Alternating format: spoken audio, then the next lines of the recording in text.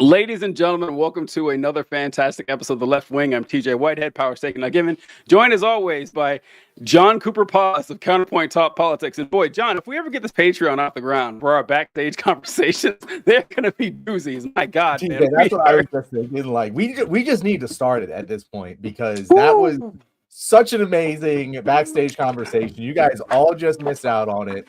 Mostly because we were talking about subjects we at least need to have other guests on in order to feel comfortable actually talking about. Oh, man. Besides just us.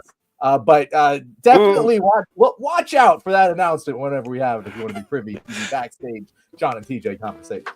It might seem like John and I just say whatever comes to mind without any fear of getting like canceled or anything. Nope, we got there's a few things that we're feeling a little nervous to say out loud. You never know how it's gonna go over. There's a lot of touchy subjects out there, but I don't know. We'll do our best to see where we're going. How you been doing this week, John? How everything's been going for you? Been going all right. Been a stressful week at work, but you know that it comes with the territory of having a job. But yeah, this is doing fine. All things considered, we got the Olympics on. We're gonna be talking about that a little bit. Anytime the Olympics are on, my just like day is better because I just have it on constantly in the background, just 24/7, and it just makes me feel connected with my fellow man. I am a big Olympics fan. We'll be talking about that. What else do you want to talk about today, TJ? Because did you see the Noam article? Yes. Well, no, actually, so it was a Wall Street Journal article, and I don't have a subscription, so I couldn't read it. So I read like a synopsis of it, of like certain things that they talked about. But yeah, that was some wild shit. We'll get to the Kristi Noem thing. But Colby asked, "Did the Israelis get you? Is that why you were late?" No, Colby, we were talking about racism and other stuff, but it's just I don't know how to say it. It's just. That other stuff, yeah. So, yeah, we can talk Kobe one day. Maybe we can shoot him a message or something we're talking about. But the Olympics, should I say this in the Olympics section or not? There's something I want to talk about before, like in the banter. But the Olympics, I do enjoy them. Winter Olympics, not quite as much though. Winter Olympics, this is I don't know. It used to just be the Olympics, and now we have the Summer Olympics and the Winter Olympics. The Summer Olympics are the Olympics, as far as I'm concerned. Like the Winter Olympics, I couldn't name you 5 Winter Olympic sports. Maybe I could. You have speed skating, ice skating, doubles luge, which I'm gonna get to. Have you seen the clips or the videos about doubles luge, John? Oh, I love the doubles luge content. That it's one of the there's dumb sports in both the Summer and the Winter Olympics. Doubles luge might be one of the. I think luge already is pretty dumb. I don't understand why it's a sport. Skeleton, at least, it looks like they're actually doing something. Luge, I can barely I can't tell you the difference between what they're doing at all. And I know that I'm not supposed to, but it's a boring sport to watch. I don't understand why anyone does it. Then doubles luge, why is that even a thing? Why are we wasting time? This is my problem with the Winter Olympics. There's 2 problems with the Winter Olympics. One is that all of the sports are for rich people only, and so you just get way less diversity of the countries and people who are represented in it, and that also means that you have lower competition. And then 2, it's all the same sports. It's 10 different sports that they've just made 40 different copies of, and that is what you get in the Winter Olympics. So it does get a little there's times I'm watching and it's just curling. There's just curling. That's all that's going on. There doesn't need to be so many sports, but they couldn't fill out the entire Winter Olympics if they didn't replicate every sport 10 times. Doubles luge doesn't need to exist. That's ridiculous. There's no reason for it. Put in another winter or move some of the summer sports over to the Olympics. There's no reason wrestling can't be a Winter Olympic sport. It is traditionally done in the winter. Basketball, same thing. You can make a lot of sports Winter Olympics, and they just put all of the good ones in the Summer Olympics, and it has to have snow or ice to be in the Winter Olympics, and I don't quite understand that. Well, I don't know about wrestling, but if you did basketball, that's when the season's going on. They're not going to interrupt the season to send their basketball players to the Olympics. I mean, that's a fair sport, but you can make the same argument about the NHL. Oh, well, I don't care about the NHL, but it's I don't give a fuck. But how do they do that then? Do they just put a pause on the regular season and send? Really? Yeah. Wow. I That's mean, I'm not dumb. NHL. Okay. I could be maybe wrong about this, but I don't think I am. I do No. not follow the NHL. It's been a while. Flyers have sucked for a long, long I time. have no idea. Yeah, I have no idea when the NHL season is. Hockey seems like a sport that I should like, but I don't. And I think the number one reason is that I can't see the puck when I'm watching. I can't see it. It's just guys like skating around and like I don't know. It's got periods instead of quarters. I don't know. It's not a thing. But you talk about the other sports and everything. And doubles luge, and I'm surprised you didn't mention how fucking gay the doubles luge is. That's the thing that gets me the It's most. only mildly more gay than all of the other Olympic sports, DJ. Right? I challenge you to find something gayer than this right here. Hold on.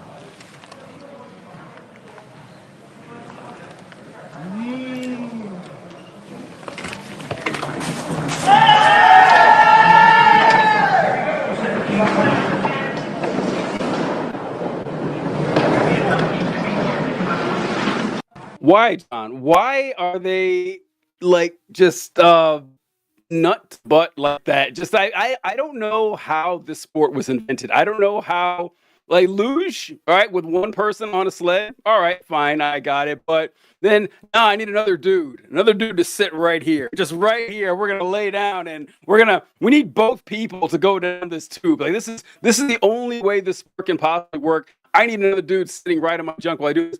And I didn't know this until this year that there's now a men's doubles luge and a women's doubles luge section, but it wasn't always that way. It was a co-ed sport. I think it technically still is. Like they could put a woman there and they don't. They don't. No one is stopping them. It's like every other like couple, even like curling. Curling is you just put two, like a man and a woman. There's no reason that you need like in curling like that is another one of those like you really don't need this to be gendered, but like we've created men's curling, women's curling, and mixed curling. For what reason I do not know. What reason? Yeah, the sports like that are separated by gender kind of mystify me. Like shooting. You know, they have like pistol shooting. That's gendered. Why? I mean, is there a definite good reason for this? And it's also very fun that the Americans don't run away with the shooting gold medals. I see the Turkey fucking wins that. How are we losing that one of all events? We should really have like we should win all of the guns, but the problem is it's not real guns. Like if it was real guns, okay. I swear like we would win every single time. The reason for that, by the way, at least I know this with chess. Which, like, you think about chess and you're like, this doesn't have. Why is this gendered? There's no structural advantage at all in chess, but there is in a way. Like just historically, it has always been a male-dominated sport, or whatever you want to call chess, and it just allows for greater competition to grow the women's game in concurrence with the men. If the women's game was as good as the men's, there would be no reason for it, but you get better competition for the women as you grow that part of the sport by separating them. That's why it's done on a sport level in order to grow the game.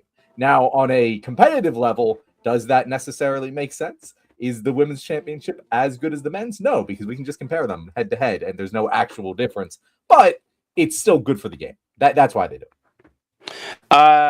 So we're all on the curling thing right now. I'm really mad at Hugh Jass here writing women are better at sweeping sarcasm because that is a joke that I was going to say on this. Because now I'm sure I'm not the first person. Like I'm sure Hugh Jass came with it independently as well. But a long time ago, I wrote that women definitely have an advantage with curling due to all the sweeping involved. I have said that. So Hugh Jass. Very happy about that. I'm not trying to steal your thunder here. That was a good joke, but I'm mad you got to it before I did. But this is the John and DJ comedy hour right now, guys. This is not even. We haven't said a political statement. Political stuff.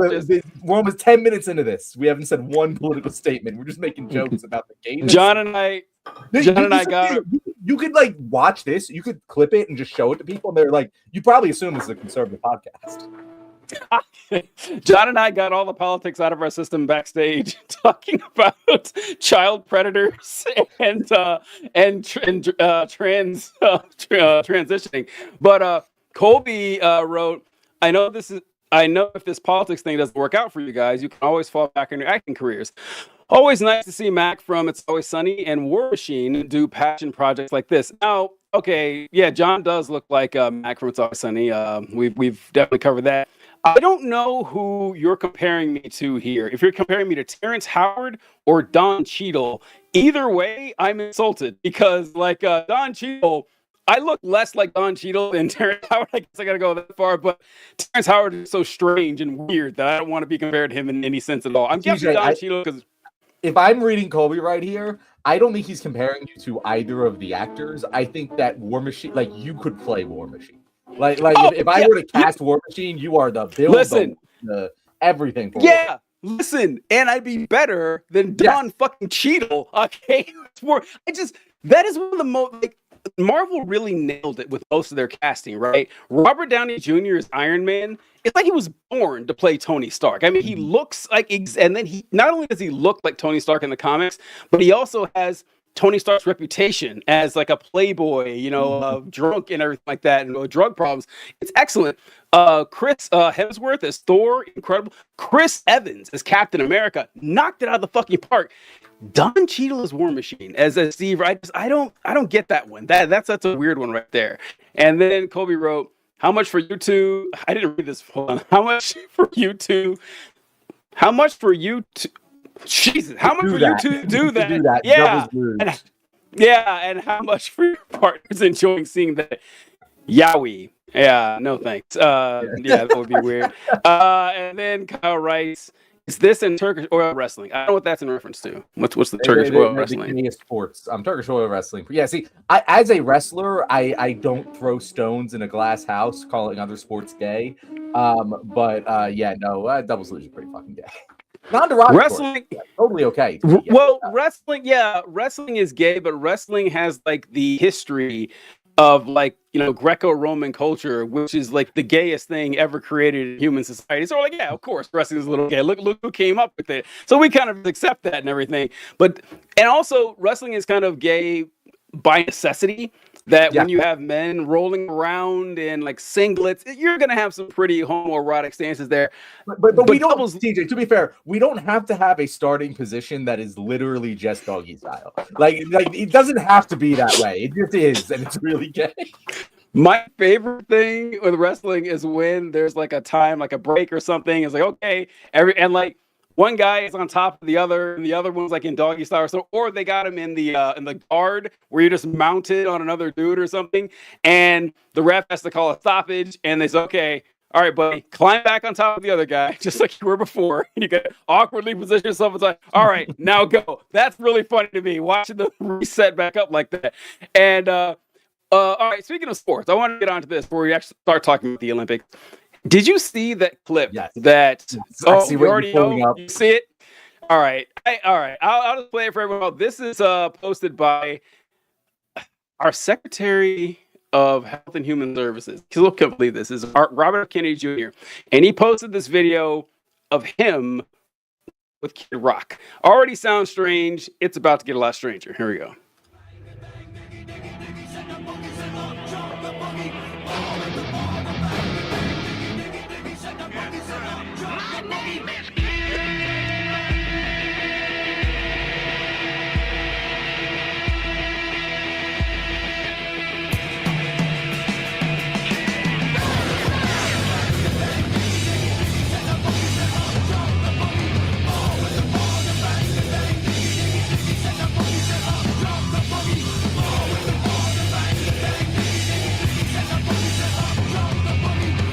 I want to pause this right here because I give RFK Jr. a lot of shit, whatever, but I gotta hand it to him.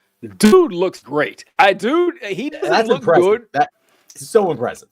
Yeah, he doesn't look good for a 70-year-old or whatever. He just looks good. He's gonna be in the top 3% of torsos in the country. The guy looks amazing. I'd hand that to him.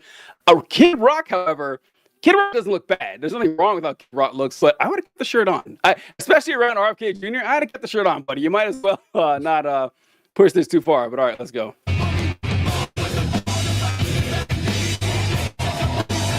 Even the way Kid Rock did those push-ups. Watch how Kid Rock does the push-ups, and watch how RFK Jr., who's like 20 years his senior, does the push-ups. Look at that. Look at that form.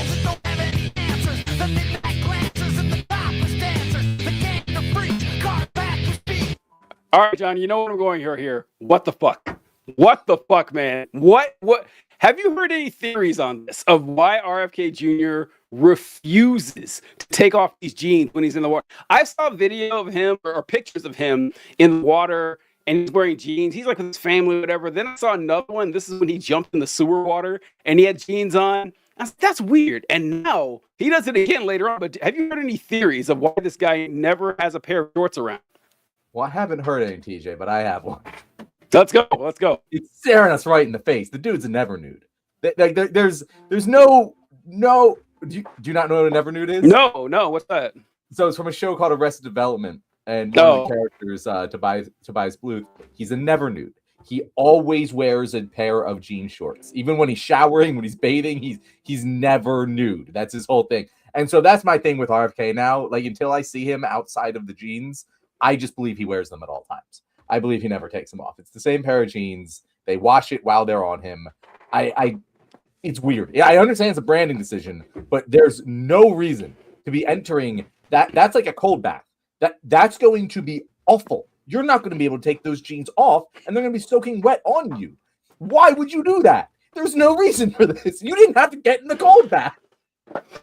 Yeah, it's weird. I don't know, but maybe it's a weird philosophical thing. I don't know. Kennedy's like when I think of RFK or any Kennedy, honestly, I don't think like prude or someone who is like ashamed. Like, and honestly, when you got a body like that, the last thing you want to do is hide it, right? It's like when I was in the army and I was like, just in amazing shape, I couldn't wait to show off how good I looked. I was doing it all the time. So I think maybe it's some kind of weird like deformity or whatever. Like maybe he did drugs and like collapsed his like veins or something. He has weird scars, but neither of these explanations would explain why he doesn't wear like sweatpants or something, or like or something that would just cover him up. But it's always fucking jeans. But okay, let's finish off this torture. But again, like all of that makes sense.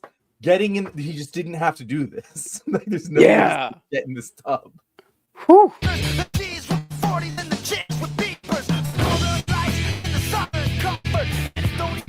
Where's Kid?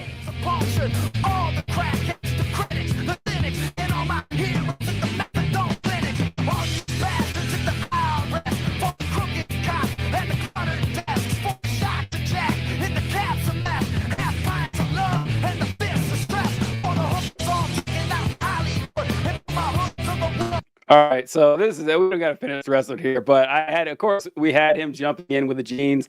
And once again with the fucking whole milk thing, have we talked about that? About the Department of Health and Human Services and how their dicks are getting hard for whole milk all the time? Have you seen this shit? It's one of the strangest things where I want to believe that it's not like a weird white supremacist Nazi thing and there's a legitimate reason for this. But I just can't understand any other reason. I'm someone who drinks whole milk, by the way. I'm all for whole milk. It's cool. I don't think it would ever be a major part of my health platform to be like whole milk.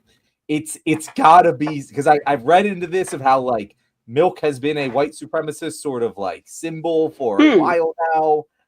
And I don't know if like RFK even understands that, or anyone in the Trump administration, but I don't understand why there's this push for the whole milk. It makes absolutely no sense. I didn't know that. I didn't know about the white supremacist thing. I thought, I have no evidence for this, but I thought the Maha people and the wacky, crazy folks on the right, they're always talking about raw milk. And I thought that maybe they were trying to push raw milk, and they says, no, are you kidding me? We're not going to push raw milk to the population and, get people sick and get the department in trouble. So we'll do whole milk and pretend that it's like, it's raw milk adjacent or something. I don't know. Maybe that, I don't know. I have no idea. But I remember a couple weeks ago, if you went to the Twitter page of the Department of Health and Human Services, it was just post after post of whole milk. People saying whole milk is back. You lose libs. Like, really? Is that something that we gave a shit about? No one ever cared about. No, yeah, the talking points that I received from George Soros and Saul Alinsky and Hillary Clinton never told me that we should be shitting on whole milk. It shouldn't happen, but I don't know. I had to bring that up with RFK Jr. And The most likely explanation now that I think about it is there's someone in the milk industry who realizes that, I don't know, whole milk is a higher profit margin or something. I don't know. And so they're trying to get America to switch to whole milk. I really don't know. there is something kind of like that. So years and years ago, before I started doing social media or anything, I remember seeing this because Congressman. John, by the way, I'm sorry. At 8 o'clock, I have to leave again. This is gonna be a little constant for me now. So yeah, sorry. Wait, this is an off the rails Q&A show, folks. Make sure to drop your questions. So, you're getting me and DJ in rare form tonight. We will go into anything right now. But I remember him. I don't remember who it was, but he was in Congress and he was talking about how it's a shame that they took away chocolate milk from schools, and that he had this sign, it says "Come and get it" with a rifle on it. Mm-hmm. It was like a carton of milk. It said "Come and get it." It was ridiculous and everything, but he was being paid by the milk lobby because they want to sell more milk to schools, and schools decided to sell less chocolate milk to older kids and no chocolate milk to younger kids or whole milk. Instead, they're only going to do 2% or skim milk. And so I know that dairy industry says, well, we want to sell more milk. Okay, I get it. That makes perfect sense, but I don't know why the right wingers would care so much about this. Like, it seems weird that they're all jonesed about this. Which is why I can only imagine it's a white supremacist thing. Like that's the only reason I can understand that anyone is really getting their rocks off over fucking whole milk. Also, that whole video, by the way, Howard Lutnick, genuinely hilarious. Yeah. Why is Kid Rock? They have the UFC sucks their dick on a regular occasion. You could have gotten anyone. You could have gotten Sean Strickland. He would have jumped at this shit. And you got Kid Rock? What, really? Yeah. That's wild. Kid Rock only makes sense in a strike while the iron's hot type of situation where Kid Rock got publicity for doing the TPUSA halftime show, and all conservatives hate Bad Bunny now. They don't know shit about Bad Bunny, but they're mad, and Kid Rock's the guy who's the avatar of their anger. So maybe that kind of makes sense. It's kind of like, I don't know if you see, I'm mad at the Canadian curling team for cheating. I don't know if you've seen that with the Canadian curling team. They're like pushing the stone with their finger. Have you seen that? Never mind. I saw like a headline about that. I didn't read into it.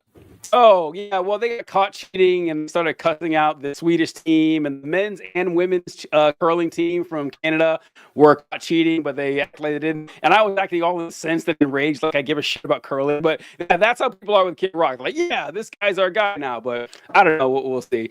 I wanted to.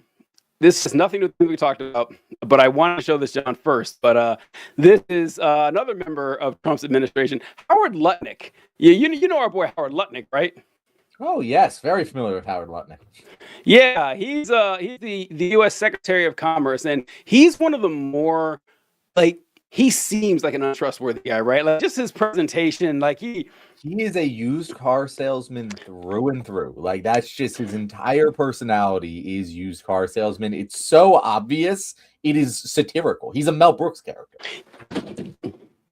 Whoa, did you hear something just banged my door? Holy shit. That was like a person. Hold on. All right. Well, he was about to bring up Howard Lutnick, who Colby lovingly refers to as Howard Nutlick. Is everything okay? Did Wolfie die?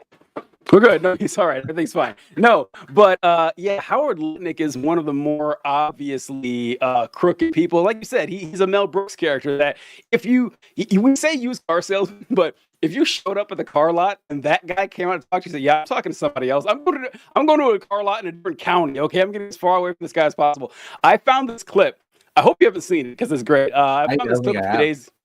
Okay, this is a clip from right after 9/11, and Howard Lutnick is talking about how he had a bunch of employees in one of the towers, and he was supposed to go to work that day, but he took his kid to school that day, and so he showed up late, and the towers collapsed. And in the interview, he's talking about the insurance money that he got from dead employees. And John, he tries to act like he's sad, but he cries what are obviously tears of joy. I need to get your impression here on this video. The head of Cantor Fitzgerald, Harold Lutnick, just happened to be out of the office that day that the terrorist struck. Mr. Lutnick was taking his son to his first day of kindergarten. Now he says he has a very different view of business and life. He spoke to our business correspondent, Terry Keenan, earlier today. We're really focused on trying to make sure that our 700 families who lost a member of their family are taken care of. And so I spent the day yesterday, part of the day, in talking to our insurance company. Our insurance company, CNA, told me that they would, they told our guys, they didn't tell me, and then they told me that that they were willing to treat this as an accidental death, which means that they would double the policy for all of my victims upstairs and all of us, and so that added $35 million to that group upstairs. But the sad thing is, $35 million sounds like so much money, but if you divide it by 700 people, it's only $50,000. It's not enough to. So that's why we need to work on a foundation. All right, John, I want to get your reaction after seeing that. How good of a job do you think he did hiding his erection at the $35 million he just pocketed after 9/11? TJ, the way you set that up, I was expecting something much more subtle than what I just witnessed. I don't think he was hiding it all. He literally starts crying that he didn't get more. He made it about the money, TJ. This is after 9/11. The whole country has their hearts broken and bleeding, and everyone is just so sad about what happened. And oh shit, we have lost TJ a little bit, but I will continue this diatribe because the whole country is sad about what happened, and he's just like sitting there. He's literally crying crocodile tears over the fact that $50,000 isn't enough, which inherently implies that there is an amount of money that would be enough for him to be okay with 9/11 happening. His problem wasn't the terrorist attack or the deaths. It's that the insurance company did not properly value the amount of money they should have given him when all of his employees died. TJ, that's one of the... I swear, like, we always talk about how, like, oh my God, like, this is a unique time in America. That is one of the most wild fucking clips I have seen in quite some time, and we live in this reality. John, I want to play it again, okay? He actually smiles. He actually starts smiling before he talks about the money. Hold on, here it goes. He actually starts smiling. Who's he? Lost a member of their family are taken care of, and so I spent the day yesterday and part of the day in talking to our insurance company. Our insurance company, CNA, told me that they would. They told our guys, they didn't tell me, and then they told me that we're willing to treat this as an accidental death, which means that they would double the policy for all of my stairs and all of us, and so that added $35 million to that group upstairs. But this is when he realizes, oh, I'm smiling too much. I'm actually smiling. You can tell he makes a concerted effort to cry in this moment, but he's crying over the fact, like, the words he's saying while he's crying are, I didn't get paid enough money for all of my employees dying in 9/11. This is. I know people joke about, like you said, the crocodile tears, the Erica Kirk fake tears. Oh my God, this is terrible. This is just. Here we go. But the sad thing is, so $35 million sounds like so much money, but if you divide it by 700 people, it's only $50,000. It's not enough to. So that's why we need to work on our foundation. Oh man, I don't know, John. I had to bring that to the show. I had to say, I can't deprive the good folks of this one. This is just incredible. It's only $35 million. Wait, what are we gonna do? That's bad, man. That's bad. When I called him a Mel Brooks character, I didn't expect that you had a clip lined up with the most Mel Brooks character dialogue you could possibly. TJ, I want to remind you that there's no way that reporter in the wake of 9/11 asked him a specific question about how the insurance company was paying him out. Yeah. even went there. He was probably just asked, hey, how do you feel about 9/11? He's like, well, you know what? Feeling pretty fucking good. My insurance company just called me.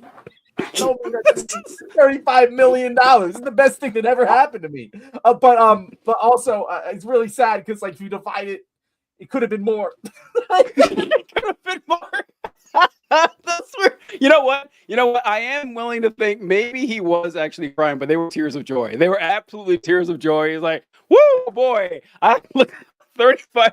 And I don't know.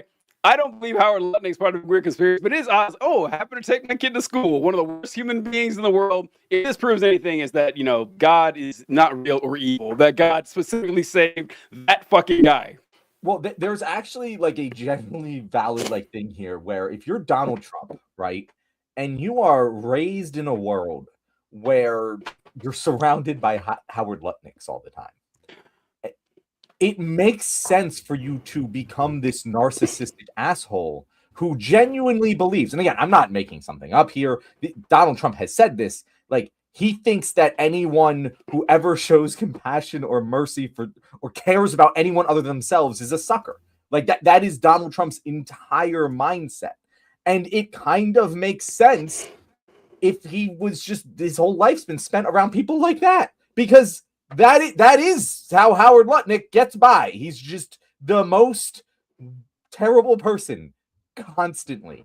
Did you watch Succession, TJ? No, I haven't seen it. I've heard great things about it, but I've never seen the show. Wonderful. I won't ruin it for you, but the guy who wins the fucking show, like, that's how he does it. He just fucking will lower himself to any standard to win. And that's how they succeed in business. It genuinely is. And so they think that everyone else who isn't doing that, they don't believe people have principles. They do not believe, they always believe that someone's saying they have a principle or they care about something.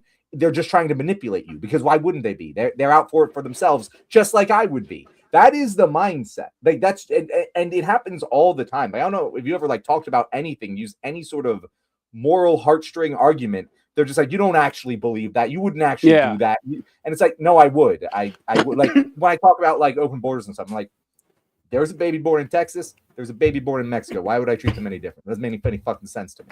And they're like, well, obviously because of the law, they're born in America. I'm like, why would that matter to me? And like, you must understand that it's more important to treat Americans better than the rest. It's like, no, I don't. I genuinely don't. And then they accuse me of, I don't know, taking Soros money.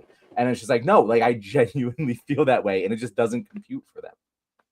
Yeah, it's kind of like how if the Trump administration or the Trump phenomenon has shown anything, it is how the conservative movement is just devoid of any principles at all. There was a time when you could argue that they did have it, but now there's nothing. It's just it's a bottomless pit here. But how they view comedy and why right wingers are so bad at comedy is that they don't usually use comedy. They're not really joking. When conservatives say something terrible, say something really rude and offensive, they hide behind the fact, oh, this is just a joke. But no, they actually mean it, and they're trying to get cover from it. Which is why they think every time we say a joke that, oh, that's what they really think. That's what they're actually thinking. They're not able to actually understand that these are two different modes of thought, because they only have the one, which is just cruelty for cruelty's sake. And if someone calls you on it, just say that you're joking, which is what they assume we're doing when that's not the case. Wonderful. I have to respect it though. Like I have to respect the dedication to the narcissism. Like I respect it more than the conservatives who are like, oh well, I don't really agree with everything Trump says, but Christ, but you're right. I'm going to support him because of this. It's like, no, like just be fucking bold and upfront about it. It's ridiculous. Like the fact that we had fucking Pete Hegseth bring up, I forget the name of the guy, but his pastor, who is a Doug Wilson. Overt. What is it? Doug Wilson, overt Christian nationalist. Very adamant that women should not have the right to vote and they should be subservient to their husbands. Pete Hegseth brings them up to talk to the fucking Pentagon. They don't care. They do not give a shit. They have no care in the world that this is the ideology that their elected representatives follow. TJ, if you gave me someone that had every single policy position that I have and they wanted to advance them, and they came out and said, Oh, also, I don't think women should have the right to vote. I think they should be subservient to their husband. I'm not listening to that fucking guy anymore. I don't care how much Yeah. we agree on. That guy clearly has fucked up reasons for coming to his conclusions and cannot be trusted. And yet they're just totally okay with people who think that that is totally fine. And they'll never see it. They'll never understand it. Nope. But fuck Nope. 'em. Fuck 'em. I agree. 100%. All right. So which topic should we go to first today, John? Well, we were talking about the Olympics. We've talked about the Olympics a lot. Let's go. So let's talk about that. So did you watch the video I sent you? Yes, I did, and that was interesting. It was about Norway and their dominance in their it reminds me of creeping dominance in the Winter Olympics and Summer Olympics too. How they're getting better and better, and how they've nationalized their oil and how they've put it toward their sports and help catapult them up the rankings in sports around the world. And that's exact. So this video, by the way, I really should have written down where it came from, and I will totally credit the creator here because I really like his work, and I'm just forgetting about it, what his name is. But he did such a good job explaining how the reason that Norway is kicking ass isn't just because they're a winter country. There's a lot of wintry countries, and in fact, they have always been a winter country, but they're doing better, and they're doing better since they've implemented public funding into sports specifically. They have taken their oil, nationalized it, and they do a lot of things with the money they get from their oil industry. But one of them, they take I think he said 2.5% or something of the money that they get from this sovereign wealth fund, and they distribute it to promote these sports. People can go in Norway to a mountain, go skiing for about $60. Whereas here in America, because not only do we not do that on a public level, but we have allowed corporations to consolidate basically every single ski resort under the umbrella of two different major mega corporations. Our costs have increased so much that it costs $1,000 to take a family at least to a ski resort and have them ski. And because of that, we are seeing extreme declines in the amount of people actually participating in these sports. And when you see these declines, as kind of alluded to earlier with the whole Winter Olympics thing, only the wealthy people are able to do it. And when only the wealthy people are able to do it, you aren't getting your best and your brightest. You are missing out on so many Wayne Gretzky's that could have been, right? And that is, George Soros official. Just sent me money for saying that, so thank you. So that we'll wait for the rest of it in the mail like we usually do. But that's kind of the point that he's making here, and I think it's such a great jumping off point to discuss sports and how they actually matter for so many reasons, and why public subsidizing of these things can lead to so many other benefits. The Olympics is just an example. But I think sports in general is the greatest example of why socialist policies work, because they're proving it. In the great argument against socialism for capitalism is that capitalism is so much more competitive. But is it? Is it? Because if there is a price tag for entry, it lowers the level of competition. Norway's proving it. You see it all the time in sports. Look at the NFL. The most fucking egalitarian socialist construction of a sports league you can possibly imagine, and they kick fucking ass. They are the best sports league in the world by a country mile. And it's because of these policies that increase the level of competition by decreasing the barrier to entry and giving everyone an equal playing field as much as they possibly can, raises the stakes of competition and makes everyone better. And it's insane to me, TJ, why we don't talk about this more. Like, this to me is one of those ways to get young men into our side of the aisle, right? Like, it's so clear and obvious to me. The construction of the NFL, particularly to me, was one of those first things that made me go, this is interesting. This school of thought is interesting. And it shoved me down the rabbit hole. So A, what are your thoughts on the whole video? And B, do you agree with me that sports can be an amazing jumping off point for left-wing ideology? I think sports could be a good jumping off point on that. It's just that it's kind of limited because, like you mentioned, like this is a good example of why left-wing or socialist policies work. And that's always a tricky statement, because I'm sure you've heard it 1,000 times where people say that or socialism. It's never worked. And my response to that was, well, what do you mean by worked? And tell me how capitalism works. Like, what is your explanation for how it works? Because if what you mean by what it works, that it works, is that it allows a few people to amass as much money as they can and raise strong militaries. Okay, yeah, sure. I guess capitalism's work. If that's your goal, if that's the height that you can imagine your society reaching, yeah, sure. But that's not a goal that I think is one that's worth exalting. But if you mean like happiness and people having productive lives and lowering barriers to entry, yeah, I don't think capitalism does a good job of that. And this argument, it may or may not work with people. I'm not sure, because hey, we could win more gold medals if we socialize the sports industries.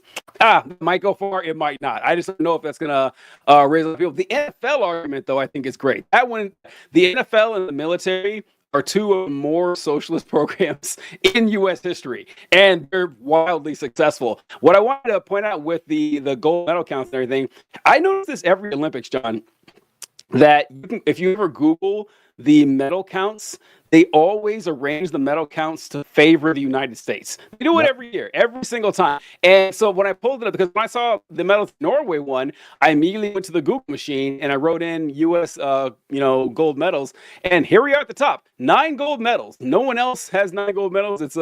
It's pretty great. Teams, though, what? Here we go. We got. I don't even know what that means. Like individual sports and teams, like why those are separated, I have no idea. But we were number 3 before. We're number 2 now. So we're sneaking up on Norway. That's kind of good. But yeah, I think that if we implemented this stuff, it would do a lot to increase the competition and increase the quality of our sports. But I don't know if that's going to be an immediate selling point to the general populace.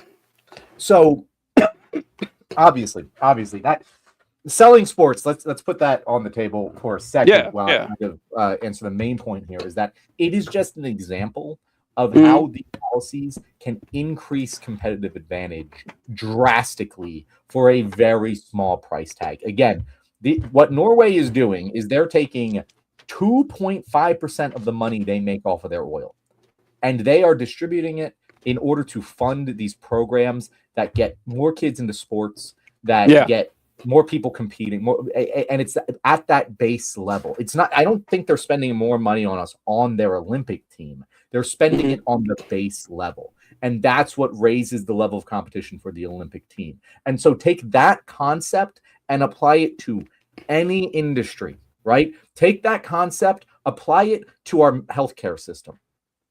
If we make people who want to be doctors and nurses and anything in the healthcare industry pay their own way to get there, it is going to limit the total amount of people that are able to do so, and therefore leave us with less great doctors.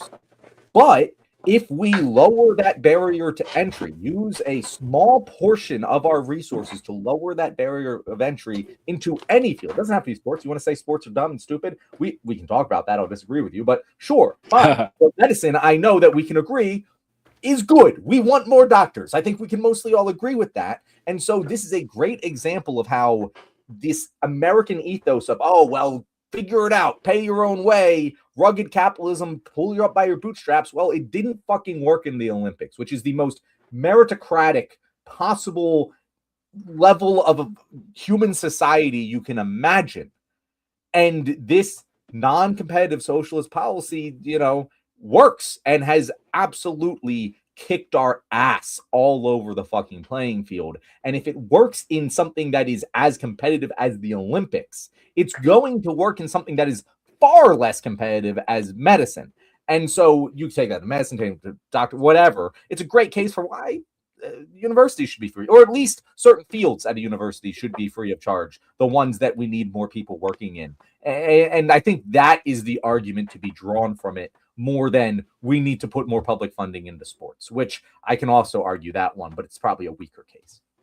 Okay, 1,000,000% agree. 1,000,000% agree. There is no reason that we should be, like John was saying, limiting the amount of people who could potentially be I don't know, heart surgeons, and says, nope, Mhm. actually, we're going to make it difficult to be a heart surgeon. Like, we need them. Our country is getting every day. In 20 years, we're going to have millions of retirees. We'll need a lot of people to take care of them. Let's make it as hard as possible to become someone who has a career in the medical field. Let's just cap that off right there. So yeah, going down that route, but that's an argument we've been making a long time, and it's not got us anywhere. I don't understand Americans, man. I've had to reevaluate like my view of my fellow countrymen this last like 6 months, because I don't know how to actually communicate with these people when there's an obvious answer in front of you. That what good is it being the richest and most powerful nation in the world if we're going to let ourselves fall apart like this? Like, why do we even bother with this whole society thing?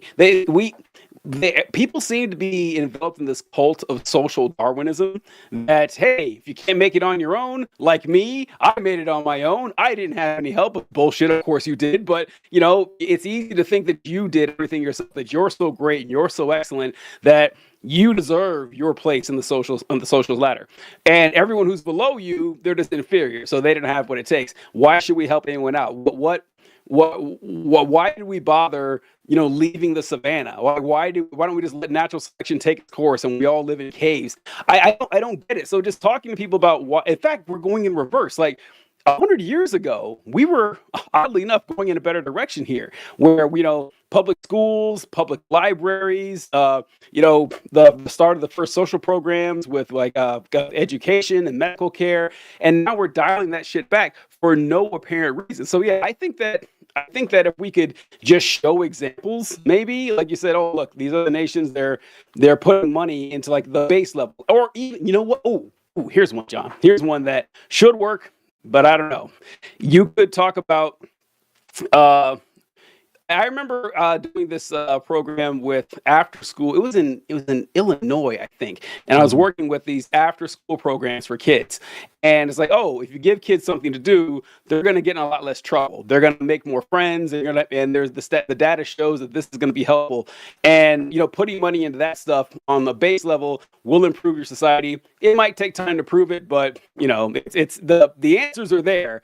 I don't know though. I just wish I could be confident about this. But showing people data on this doesn't seem to change their mind. We need some way to get them in the amygdala, like somehow getting their emotions kicked in on this. And we haven't proven to be very good at that. Yeah, I mean, you make a great point. It's like if I can't convince people when Donald Trump's DOJ is deleting files of interviews that the FBI conducted that they call credible allegations of sexual assault against a minor, and I show them that, and they're just like, yeah, no, I still believe Donnie here. What's the point? What's the fucking point of me going into, I don't know, the data on how having youth participate in sports decreases crime rates, increases high school graduation rates, increases lifetime income, all of these things. They're not going to give a shit. So there is that cynical lens here. However, as I said, there's a lot of people who aren't gettable, and it won't matter, and it won't necessarily move the masses. But I think the NFL thing is a great fucking example of like, that got me here.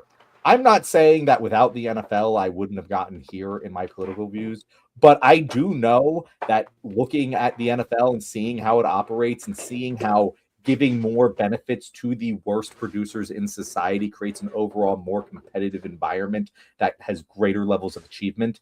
That is a lesson that was core to me in my pathway to where I am now. So is it going to absolutely win shit for us to like be highlighting this stuff?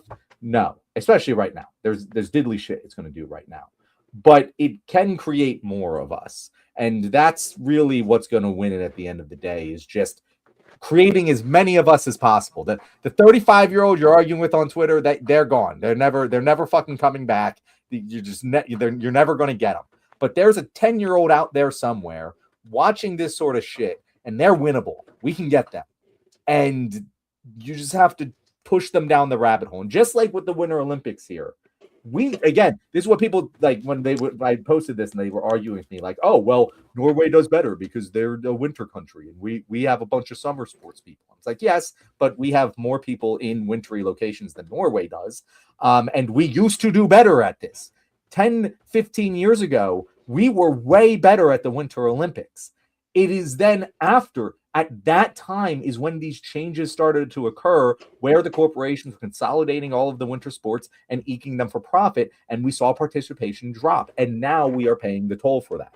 It's not that us talking about this right now is going to move the needle and take Trump out. Like that ship is long sailed. We just need to fight power with power for the moment. But the work that we put in by telling people about these ideas and making them understandable, especially for the audiences that Republicans tend to attract, your red meat and football young men, it's going to move the needle 5, 10, 15, 20 years from now. I do believe that. Just looking at my own journey, there's no way I would have gotten here without this sort of content pushing me that way. The NFL, I hope so. I hope this really does, because you're right. It opened my eyes as well. Well, for me, it was the military and the NFL. It was both of them. And the military is a different thing, because it's not something most people are familiar with or whatever. But how payment works in the military is that everyone at each rank is paid the same. That if you are a private and you're artillery, or if you're air defense or infantry, medic, it doesn't matter what your job is, your base pay is exactly the same. Now there's bonus pay and compensation pay that, like, if you're a private working in San Antonio, Texas, and if you're deployed to a combat zone, you're going to get combat pay, which is only like, I think $8 a day. I think combat pay is something. If I remember correctly, it's less than you would think. But there you get your combat pay. Your money isn't taxed. So you definitely make more depending on certain circumstances. But your base pay is going to be exactly the same. And no matter what rank you are, you get the same health care. You get the same access to all the benefits the military has for you. And I'm like, oh, that's an interesting system. That's something that would never happen in the outside world.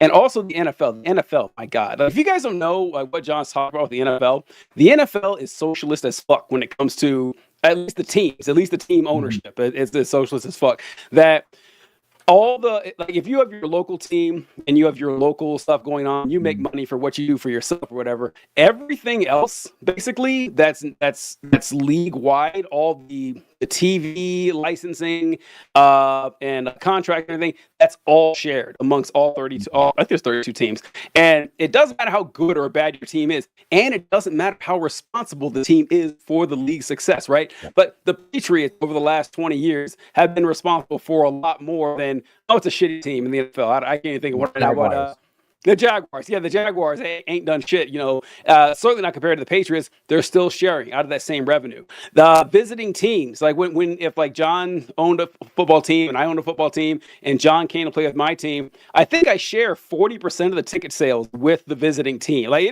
it is shared everywhere, and the league booms. It explodes, because you don't usually end up with this case like the Jaguars, where you have a perennially shitty team because they have the money to actually expand, as opposed to, baseball, where, I don't know, the Pittsburgh Pirates, have they been good lately? Ever since I stopped watching baseball a year ago, they were shitty my whole life. There was a point where they were good for like a couple years. I think they suck again. I don't know. I could be wrong about that.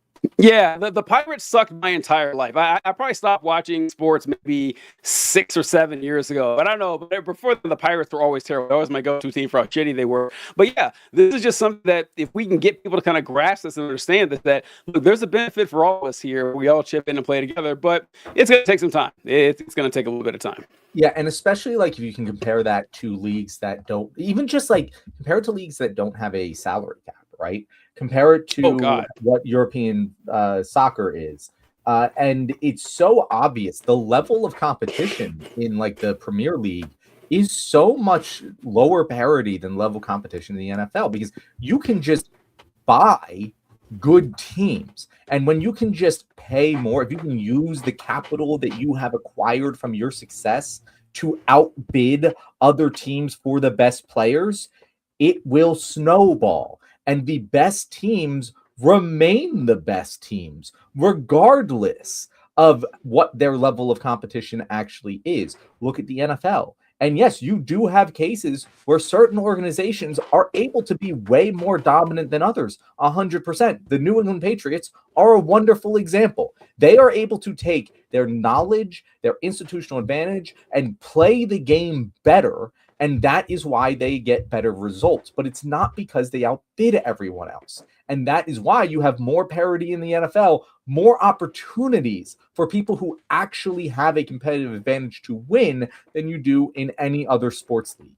And if you are going to take that at the highest level of professional competition, which is the NFL, you can say maybe other sports, but like it's high level, just meritocratic competition purely. And you see that this league is more competitive than the others as a result of the fact they do have a salary cap. Apply that to any industry, apply that to anything, and you will mostly get the same results. In that, just like the military, you say it all the time, TJ. If it didn't work, then why does the military do it? If having basically equal pay across all of their fucking society doesn't work, then why do they do it? If it gave our military an advantage to pay certain people 300 times more than others I know. in the private sector, why wouldn't they do it? Do you think that the fucking military is this like ideological socialist egalitarian society? No, they're a bunch of fucking right-wing meatheads. TJ is one of the rare ones.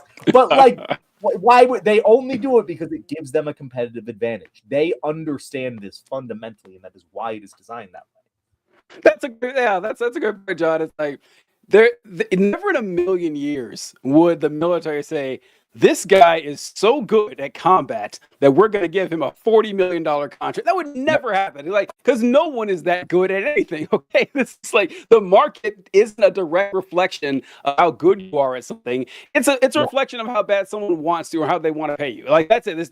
They're competition with everyone else, but it doesn't mean that you actually earn that. No one works that much harder than anyone. And Huge Ass just commented here. The Packers are publicly owned, as all teams should be. It's illegal for teams to be publicly owned, but the Packers are grandfathered. And I didn't know that. I didn't know that it was against.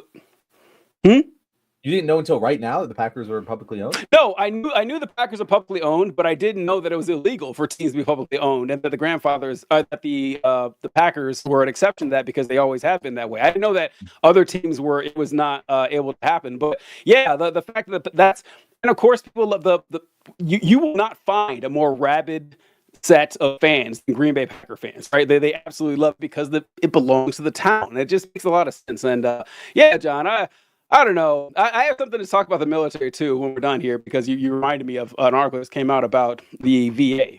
Whenever you're ready, let's just jump. I feel like do you have any other Olympics related notes to say? I have one. Let's go.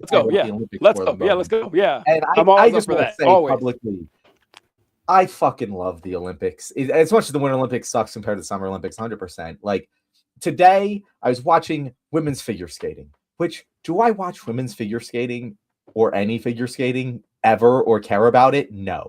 But during the Olympics, it's cool. I get to see these people who dedicate their entire lives to this craft and competing with it at the highest level.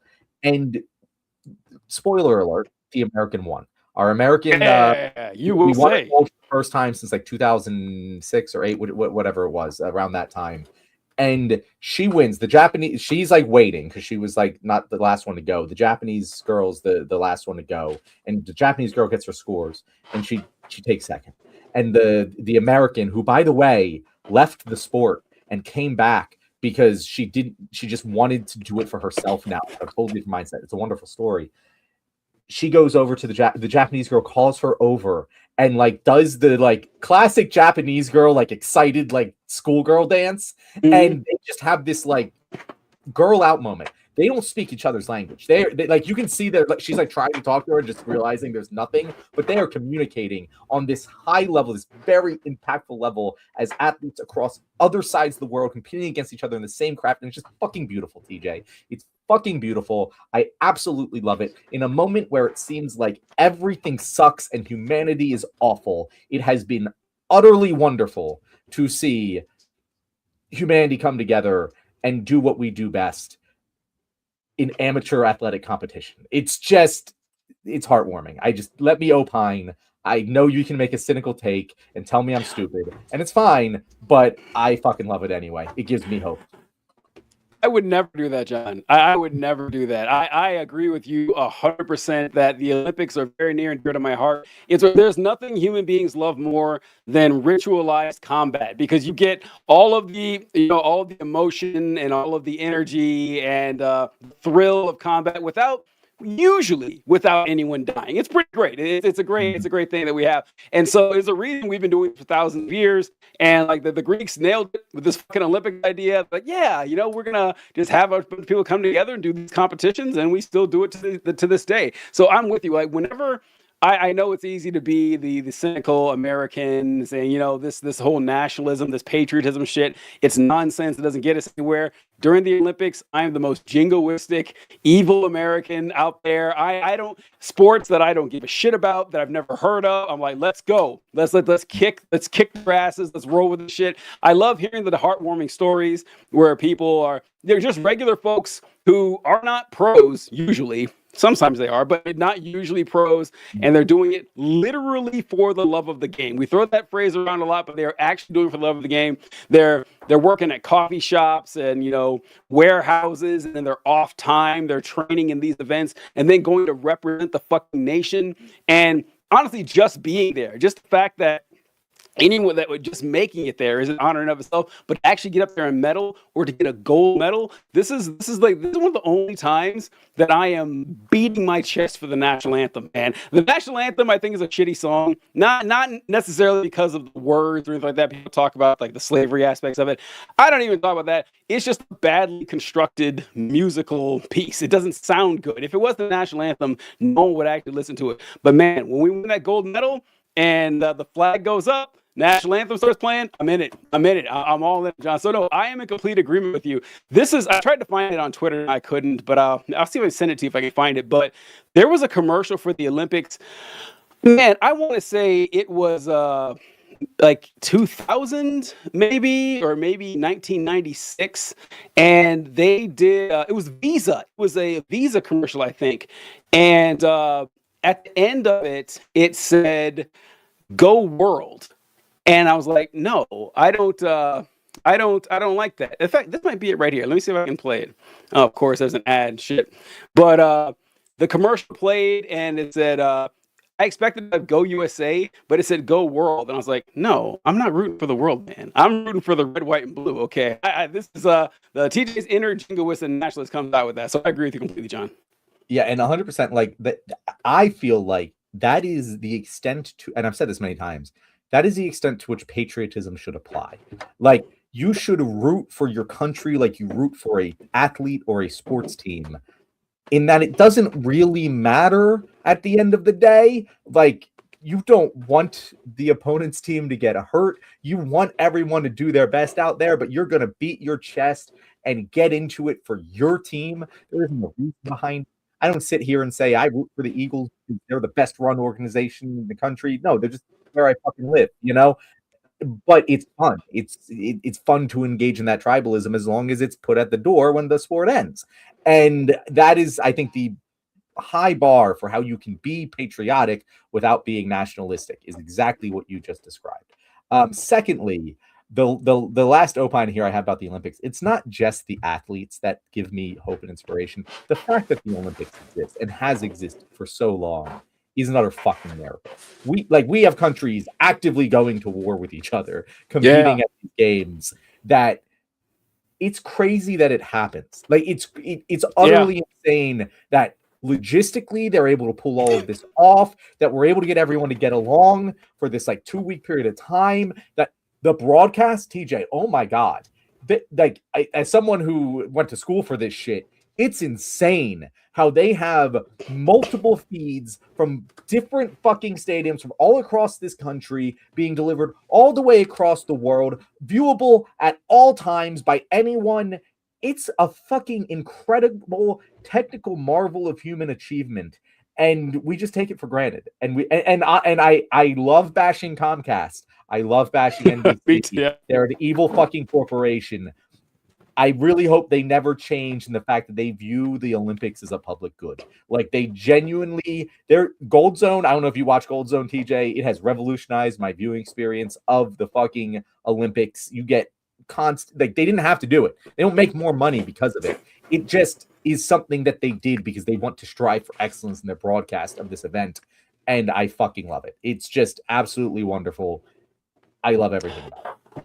I'm surprised that hasn't changed yet. I do remember like many Olympics ago when people were talking about this. It's like, oh yeah, the Olympics should be. Oh, it was when like streaming internet first became a thing, and it says, oh, we can just stream anything we want anytime. And it's like, well, what about the TV networks? They might lose money on this. Like, no, we're gonna do it anyway. It's like, wow, that's kind of surprising that they bit the bullet on that one. I don't imagine it'll last long. Nothing good ever does. But another great thing, John, you mentioned that it's great the spirit of the Olympics that all these countries come together, even countries that are at war or whatever. Is that I always crack up when I see North Korea at the Olympics. That's always really funny to me. It's like, you guys too. I thought this was like some dangerous rogue nation that's willing to kill everyone at the drop of a hat. We're gonna play soccer with them. Where we think that's all right. I don't know. It's funny. It's just very funny to me. I also love that every story about the Olympics, every time it happens, there's always someone doing his expose about stories we've heard every single Olympic summer or winter that takes place. That they've shipped 100,000 condoms to the Olympic Village because all the athletes are going to spend the whole week or a couple of weeks fucking. Yeah, of course they are. I don't know why this is a news story. Of course they are. But this is the commercial. By the way, that is my number one fantasy. Like my number one fantasy. Have the gold medal walking around the Olympic Village, just like looking at this buffet from all around the world of the most attractive people to ever exist. Like that, there cannot be a better experience in life. I heard who was it? Was it Kevin Garnett? I think Kevin Garnett was talking about these. Yeah, all that stuff they say about people going free mode in the Olympics is true and everything. He's like the Olympic Village, everyone's staying like in the same area, and you're like everyone's fit and attractive, everyone's testosterone levels are really super high, and everyone's aroused in one way or the other. And yeah, of course, and you're in a foreign location, it's exotic, it's fun. This is the peak of your life. Any of these people again? Nope. Yeah. Odds are it's not going to get any better than this. Of course, people are going to be horny. He says, but even still, the NBA players, they did not keep us with everyone else. He's like, the NBA players were too high profile or something. They throw off the balance, and so they move the NBA players somewhere else. All right, that's probably a good idea. Yeah. Leave some for everybody else. But okay, this is the commercial I was telling you about, John. This is the 2008 Olympics is when it was. Here. Derek Redmond didn't finish in first place in 1982 400 meter. He didn't finish in second, or third, or fourth. He and his father finished dead last. But he and his father finished.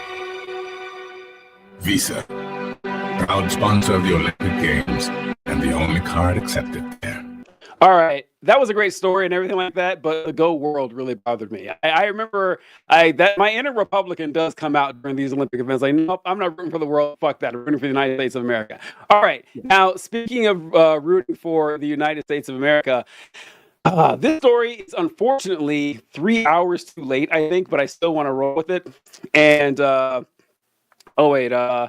this is about the Department of Veteran Affairs.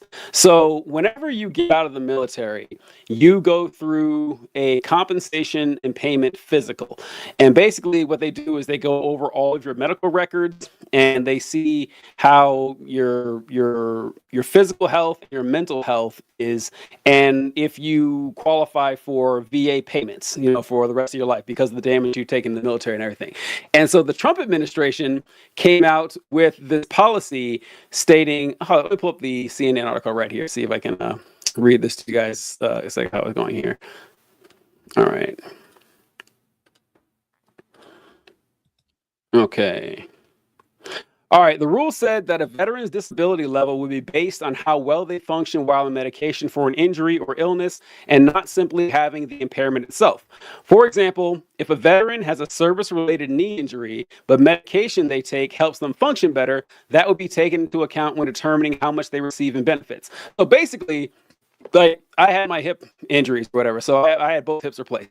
So this is okay. So you have both hips replaced, you get 40% of VA disability for your hip replacement. So what this rule said that, well, you have injured hips, but if you take medication that makes your hip hurt a little bit less, we're going to drop you down to 20%. You're not going to get 40% of your VA benefits. Now, this caused an uproar in the military community, in the veteran community. People started freaking out and everything. A buddy of mine was like, well, did you guys all vote for this? This is exactly what you guys wanted. I don't know what you're mad about. But I say the story is a little late because the Department of Veterans Affairs is halting enforcement of a new rule for determining disability payments after veterans across the United States expressed outrage for what they said would likely reduce benefits for many. This is today, John. This happened like an hour before the show that they said, okay, we're going to halt enforcement on this rule. They haven't. So here's what the statement said from the Secretary of Veterans Affairs.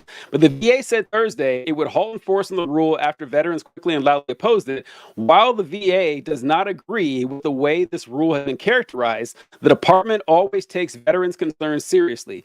To alleviate these concerns, the VA will continue to collect public comments regarding the rule, but it will not be enforced at any time in the future. So the rule is still on the books, saying that the Army is going to reduce the payment for veterans for their injuries in service. For disabled veterans, they're going to reduce their payments in the future. But so we're going to put pause on it because people are really mad about this. And I'm just not surprised. I'm just not shocked at all. But when you start talking about how people's minds might be changed by this, it would take something like this to change people's minds. I don't think that would do it either. I don't think that would do it. I think that Donald Trump could come right out with his administration saying, we're going to take money out of the pockets of disabled veterans, the people we claim to care about the most, and they're still going to fucking vote for it. They're still going to vote for it. I'd love to see how this happens, if this causes any dip in support, but I'm not confident that it will. What do you think? So I think that you're not going to see veterans suddenly stop being Republicans over this. They might turn on Trump. I know a lot of Republicans who have turned on Trump to a certain extent, who will never stop being Republicans, but they're like, this guy fucking sucks, because it has directly affected them. Like I work with people who are like that because they see how it has affected our industry. And they're like, oh, this is dumb. The tariffs particularly are dumb. And Trump's an idiot. And they're not going to stop being Republicans. They're not going to look deep inside themselves and figure out what made them fall for this in the first place. But they will turn on Trump, especially those who weren't necessarily like gung-ho Trump originally and just became gung-ho Trump because they were Republicans. Like I think that those people definitely could turn on him when they get personally affected by policy. Like we've seen. Also, side note, going after disabled veterans, like, come on, bro. Like, just politically speaking, that's the dumbest fucking. You want to also like reduce money to orphanages? What is like the most protected class in society? Like, should be the disabled fucking veterans who went and lost a leg to protect our country, and yet somehow these goonishly evil fucking people are still like, oh yeah, if you're getting medication for your hip replacement, it makes it less painful. We should give you less money to take care of the hip you need replaced because you got fucking hit with shrapnel while fucking defending this country. Like, it's just insanity. It is. And this is something I've been waiting for this, actually. I've actually been waiting for the Republicans to do this because it makes sense. To me, it makes sense. If they're worried about spending, like they say they are, and they always go after people who actually need the money, veterans are just, eventually it's got to get to them. Eventually it's got to get to them, right? It was only a matter of time. But yeah, like John was saying, yeah, if you have cancer and you have disability because, you have cancer I actually have a meeting in Arkansas in a couple of weeks about burn pit, because when you're overseas, you're around these burn pits all the time, and a lot of people got cancer from being around burn pits. That's almost certainly what killed Joe Biden, is when he was deployed being around the burn pits. He had brain cancer out of nowhere, and yeah, if you have cancer and you're on disability, getting chemotherapy might help with the cancer, but you still have fucking cancer, right? It's not like it goes away. So why would your payments go down? Yeah, and so it's just like it's only a matter of time before they start going after this, and I think that there's enough bloodlust on people on the right to go after these folks. And I don't know, I'm not confident about this. And what I read down here, I thought it was funny that our numbers for viewership have been pretty stable until we started talking about disabled veterans. Then it started tanking down. I guess our side is the one who doesn't give a fuck about disabled veterans. Oh, get out of here. I don't watch any of this garbage. But yeah, I just wanted to bring that up because I thought that was interesting. And I only got a few minutes left, so hear what Kyle said. John, do you know anything about this? What are your thoughts on not allowing geolocation. I didn't know that, nor do I have any thoughts on it. Did you know this, John? Yeah, Or what this even? Despite the fact that we're everyone's favorite fake gay couple, we don't actually use Grindr, and I have no idea what that. Like, I understand what geolocation means, but does that mean that you're just swiping to everyone in the world? Like that doesn't make sense. Yeah. Yeah. So like, I don't know. Did you know that there's no lesbian Grindr? I didn't know this until last week. I saw some video on. Are you kidding me? There's no lesbian Grindr. It's just like, yeah, how come there's no lesbian Grindr? Like, yeah, I don't know. I didn't know that Grindr was. Wild. You think that would be like an obvious like money grab for someone out there? We might have to start lesbian Grindr, TJ. That might. You know what? We make it big. Sounds like a great investment opportunity. I don't see why not, but I didn't know that. Yo, George, you're still here? The one thing I wanted to say about the will they turn on Trump thing, I'm actually very curious to see what happens after the midterms, because as much as we're like, oh, nothing really matters right now, it's because like no one's been like made to address the consequence of what's going on. If the elections continue to go how like all of the like election data is pointing, and if we like even get a small revision to we get like the best expected outcome, it's going to be the largest landslide in history, like ever. And that is very much within the realm of expectation. I do wonder, like people are like this in general, and conservatives more so, they will go the way they think is socially acceptable to go. They have been left leashed, and it's socially acceptable to do all those things they don't want. It's why they say they support gay people now when like they didn't change anything about their ideology or personality or do any sort of introspective work to arrive at the conclusion that, oh yeah, gay people should have equal rights. They just saw, oh shit, everyone supports this now. It's weird if I don't, and I'm going to go that way. I wonder if we're going to see a large effect like that after the midterms, where once the Democrats just slap their dick across the fucking Republicans' face and just utterly trounce them. If a lot of this, like, remember the fucking terrible, awful momentum immediately after the fucking Trump win, where like not only did he win, but there was a red fucking wave, and just the worst people, like my body, your body, my choice became like a thing that you heard regularly. That like suddenly they were cool saying that in public now. Like I imagine there's going to be that in the opposite direction, and I'm interested once the cultural zeitgeist flips, which it will, assuming that the election results hold that we've been seeing, we might start to see some cascading effects from that. I don't know. Just putting it out. We might. I'm always trying to be optimistic, but life has taught me that that's a huge mistake. I think I've learned my lesson on this, and so I'll believe in good things when they actually happen. And I did want to put this comment here that Colby says, what about lesbian Grindr? He's like, well, they all move in with each other after one date. They don't need an app to help. Now, this reminds me of years and years ago. I started dating this girl, and within a couple of months, we'd moved in together. Nothing I would recommend for anybody, a bad mistake on my part. But I told a friend of mine about this, and she's lesbian. She goes, oh, you two are like U-Haul lesbians. And I was like, a what? She said, a U-Haul lesbian. What does that mean? So, oh, well, lesbians, they're known for, dating right away and then moving in together immediately. I know that was a thing, so that was pretty funny. And then Kyle says that my comment was about the Olympics is because they don't want to out gay people. I didn't know that. I know that was the location for the Olympics on Grindr. Okay, that makes sense. Yeah, I was going to say, it doesn't make any sense like from a normal practical standpoint. So yeah, I don't have any thoughts on that. That's how Tinder became a thing. Was the Olympics like Tinder's big? Like I don't know if you knew this, but like I forget which Olympics it was, but that was their big marketing push. It was used by the athletes in the Olympic Village, and then everyone started using it. And it makes a lot of sense in that setting, but like, yeah, that's how Tinder became a big thing.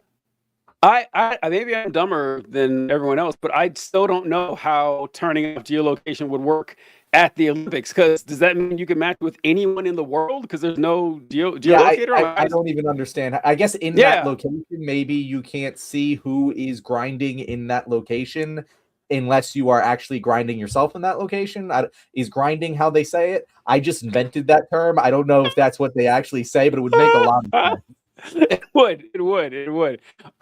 Um, and so what you mentioned about where the Republicans are going in the future, a couple minutes left here, but Nick Fuentes posted something about at the 2028 elections, and I wanted to see your thoughts on this, John.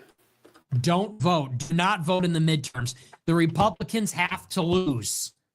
They have to lose. They have to crash and burn. A cleansing fire is the only thing that will save us. It cannot be fixed. Fuck them. Fuck Trump. Fuck MAGA. Fuck all this stuff. It can't be fixed. If it could have been fixed, it would have been fixed in 2025, but it wasn't. They made every mistake. Liberation Day, disaster. Doge, disaster. Big Beautiful Bill, disaster. Epstein files, disaster. Iran, disaster. The personnel, Mike Waltz, disaster. Ratcliffe, disaster. Rubio, disaster. Pam Bondi, disaster. All self-inflicted. Trump personnel, Trump policy, Trump strategy, Trump playbook. We tried it your way. It didn't work. Fuck you. Now we don't vote. That's the message. Seriously. Can't blame anybody else. Bad advice, bad advisors, Biden's economy. Enough already. It didn't work. We're not voting. I'm staying home. And you know what? I hope the Democrats impeach him. I hope the Democrats impeach all of them. I hope they indict everybody. I hope they depose and compel the release of documents. And I hope they find all the criminal behavior. And I hope it destroys the GOP. I hope it creates a crisis for the GOP so severe that they never recover. And then I hope we get a fucking Nazi to run in 28. All right. You know what? This is a great clip because like 98% of it could be shit that we would have said, like word for word. Then right at the end, he's like, and that's why I hope we get a Nazi running in 2028. So I'm like, all right, okay. Yep, that's old Nick. Like we know him. TJ, I have to agree. Like with again, Nick Fuentes. I don't ever want to say that I agree with Nick Fuentes because he's a terrible fucking person and he is a Nazi. Yeah. But Nazis can be right about things, Yeah. you know. Yeah. And they tend to be very good at recognizing their own political leverage and advantage. And Nick Fuentes is looking at the tea leaves right now. Yep. And he's like, guys, this ain't it. This was our big shot. And we missed so badly, we need to burn it all down. And he's right. I've actually felt this way. Like, if I was a Nazi, I would be very, very distraught right now. Because this is probably the closest that they're ever going to get in their lifetime to actual power. And Trump is just throwing it the fuck away. He's just flushing it down the toilet. If he was actually a competent fascist, we'd be cooked already. It would be over. Like it would be sayonara. Yeah. If you had actual fucking competent people running this administration, we'd be so fucked. It would be so bad. And we don't. It's our only saving grace. This is what I said before the election, was that our only saving grace is that these guys are so incompetent they can't hurt us as much as they want to. And if I'm sitting there and I'm in Nick Fuentes' shoes, everything he's saying is correct. It's exactly how we felt about the Democrats. And we weren't the don't vote Democrats people. But we had all of those same criticisms of like, they fucked this all up. And we need to eliminate all of the people from the party that did this. And it's what he said sounded exactly like if you were to just like reverse the teams here, it sounds exactly what the fucking protest voters were saying. Like it's word for word the same exact argument right up until the end. right up until the conclusion. Like, there's the Nick we all know and love. There he is right there. But all right. I gotta head out. Any final thoughts here, John? No, this ended up being a good episode, TJ. It did. Probably not a reviewed episode ever, but I think this was fun for our viewers. Definitely, if you are one of the few people still watching this after we started talking about Veterans Affairs, like and subscribe if you haven't already. Until then, we'll see you Tuesday. Thanks so much, guys. Catch you later. Peace so much.